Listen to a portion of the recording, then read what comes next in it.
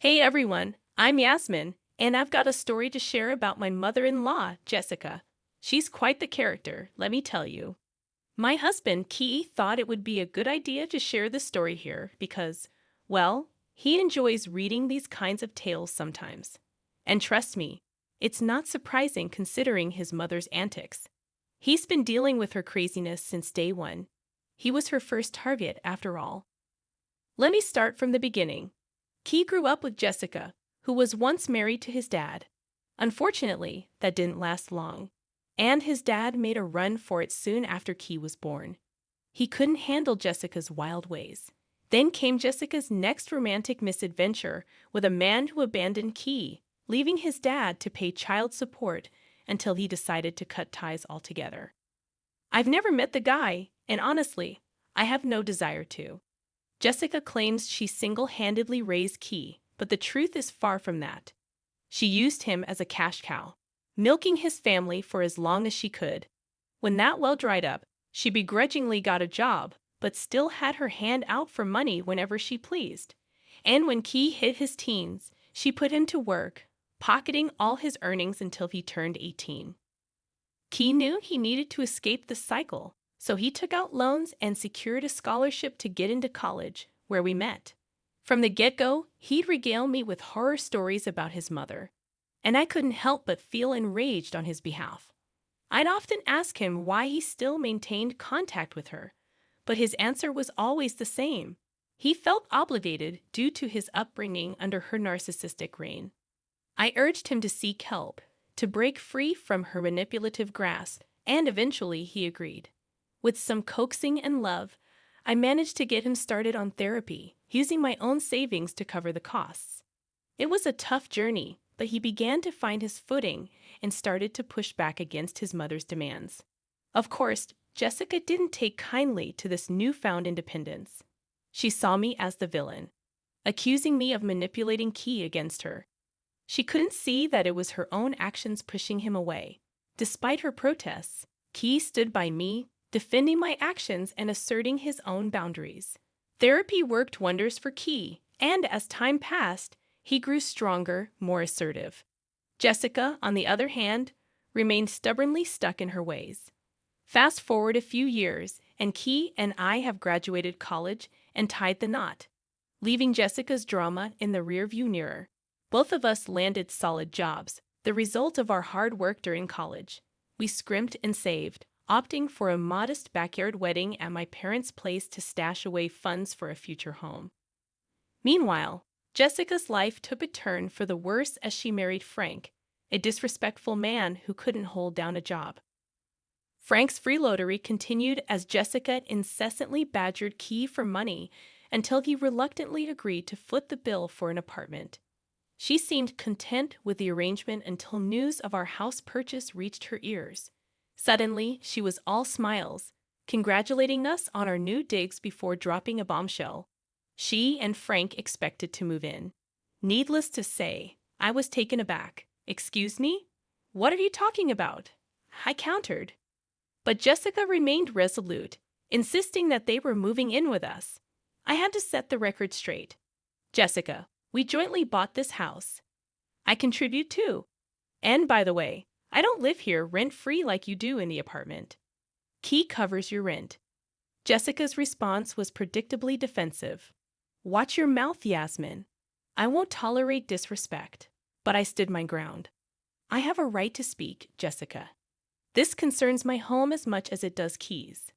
I emphasized that neither she nor Frank would be moving in. "That's for my son to decide, and he knows it's not his obligation to house you. I'm already taking care of you, Mom." Jessica wasn't having it. "Keith, you owe me," she insisted. "You need to take responsibility for your mother." But Key remained firm. "Neither of you will be getting a copy of our keys.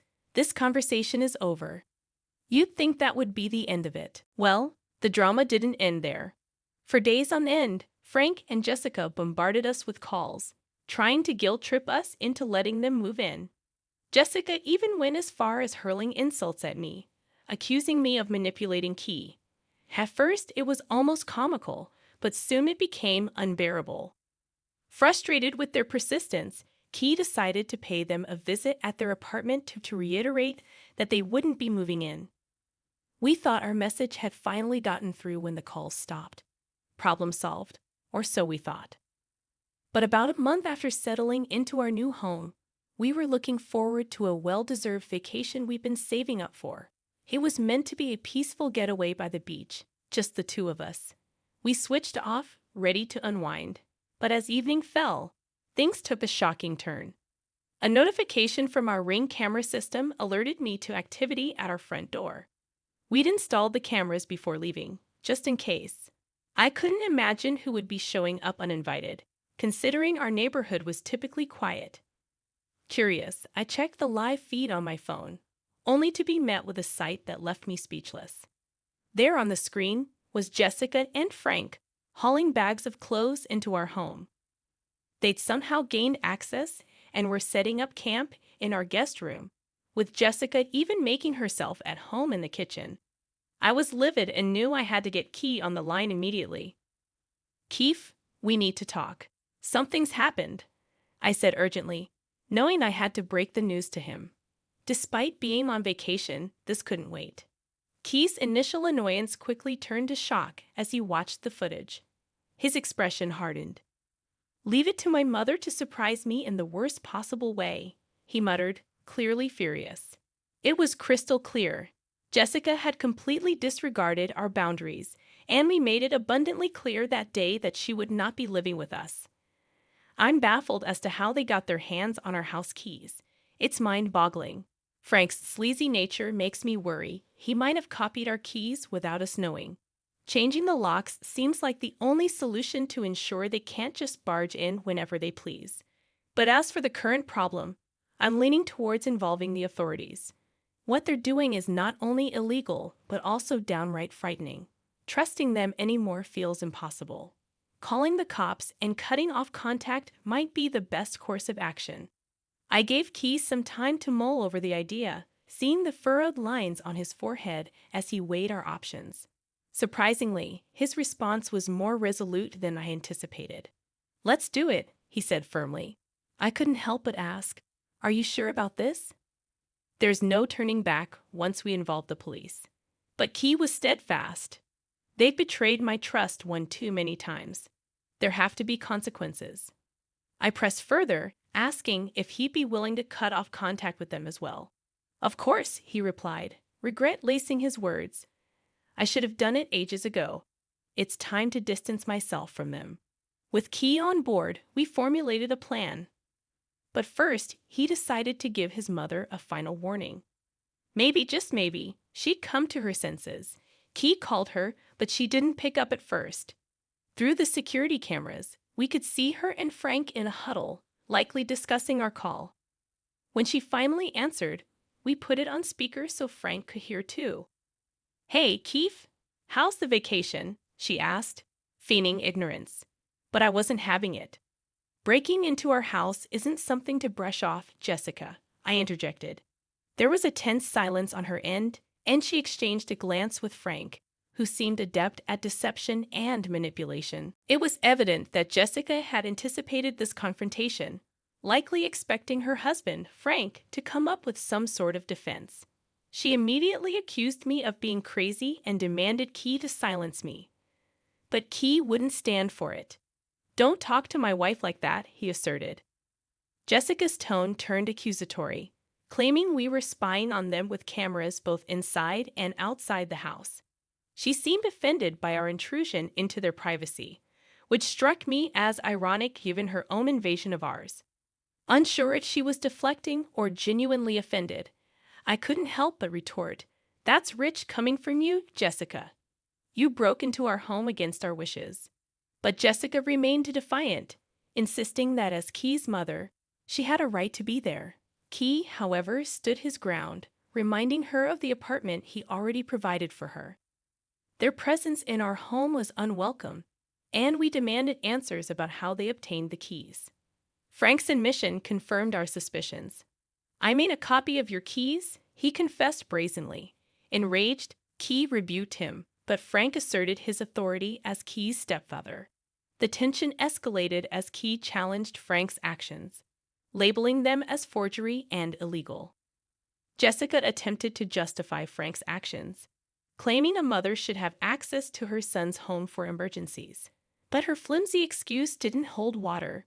We gave them an ultimatum: leave within the hour or we'd involve the authorities. Their panic was palpable as they huddled together, whispering frantically. Through the cameras, we could see their fear-stricken faces, realizing the consequences of their actions. In their final attempt to assert control, Frank and Jessica disregarded our ultimatum and refused to leave. They dismissed my warnings, claiming the house belonged solely to Key and that I had no authority. But we stood firm, reminding them that it was our home too, and we wanted them out before involving the police. As the hour passed, we observed them through the surveillance cameras, seeing Jessica unpacking her bags defiantly. Anger boiled within us, but we refused to engage further, recognizing that reasoning with their entitled mindset was futile. When we called the police, they arrived promptly, and we watched as they confronted Jessica and Frank at our doorstep. The officers explained the situation, and Jessica and Frank attempted to feign confusion. But when confronted with the evidence, they changed their tune, pleading with Key to let them stay. But Key remained resolute, refusing to cave in to their manipulation. Despite their pleas and excuses, he demanded they leave immediately. However, Jessica's revelation left us dumbfounded. She had canceled their lease and sold their furniture, expecting us to house them. Key's anger reached its peak upon hearing this betrayal. He refused to entertain her excuses, insisting they vacate his house. Despite Jessica's desperate pleas, Key stood firm, unwilling to compromise his boundaries. But Jessica continued to plead, appealing to Key's sense of familial duty. "Do you want your mother to be homeless? Mom, since you've made yourself homeless by canceling your lease, I won't be giving you any more rent money. I'm done," Key declared firmly, unmoved by Jessica's tears and pleas. Despite her attempts to guilt-trip us, we stood our ground, refusing to entertain her manipulative tactics. Both Key and I were furious at their audacity and crossed boundaries. We shouted at them and ended the call, immediately blocking their numbers. The cops ensured that Jessica and Frank left our house, and we arranged for a trusted friend to house sit until our return. We also had the locks changed for added security. Frank and Jessica's departure marked the beginning of their downward spiral. They tried to garner support from relatives, but no one sided with them, knowing Jessica's history of drama. They attempted to harass us with new phone numbers, but failed to gain any traction. During our vacation, we kept our phones off, only checking for emergencies once a day. Despite their persistent attempts to intrude, our friends successfully thwarted their efforts by threatening to involve the authorities. Upon our return, we learned that Frank had left Jessica because she could no longer house and support him for free. Desperate, Jessica begged Key for help, finally realizing the consequences of her actions. However, Key remained steadfast in his decision to maintain no contact.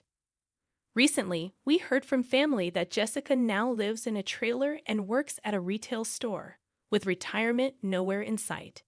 It's a stark reminder of the consequences of her entitled behavior and manipulation.